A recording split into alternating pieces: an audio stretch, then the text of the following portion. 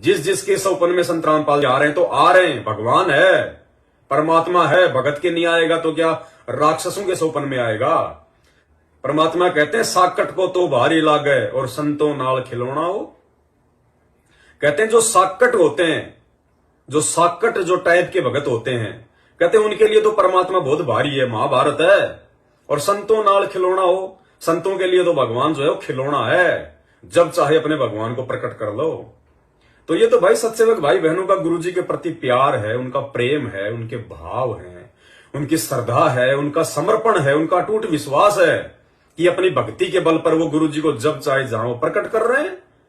कोई भोग लगाता है तो परमात्मा प्रकट हो जाते हैं, कभी परमात्मा सौपन में प्रकट हो जाते हैं, कभी परमात्मा वैसे भी सामने खुली आंखों से प्रकट हो जाते हैं।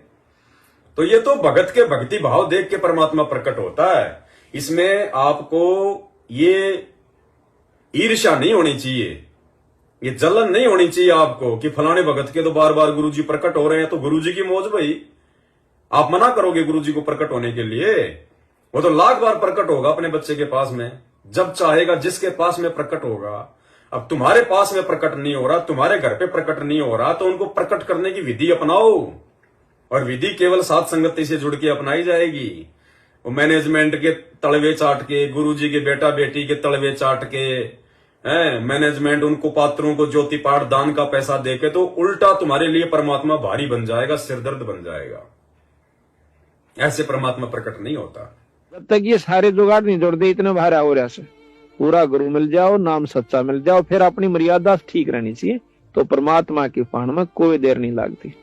क्योंकि जिन संतों ने पाया, महाराज कहते हैं कि साकट को तो भारी लागे संतान नाल खिलौना, वो जो परमात्मा के नाम पर नहीं लग रहे उनके लिए तो भारा बात से, और जो राम नाम पर लगे उनको तो यानी खिलौना से। जब चाहो परमात्मा ने प्रकट कर लो, जब चाहो उसने काम ले लो, जो चाहो सो आपके लिए बालक की तरह खड़ा रहेगा।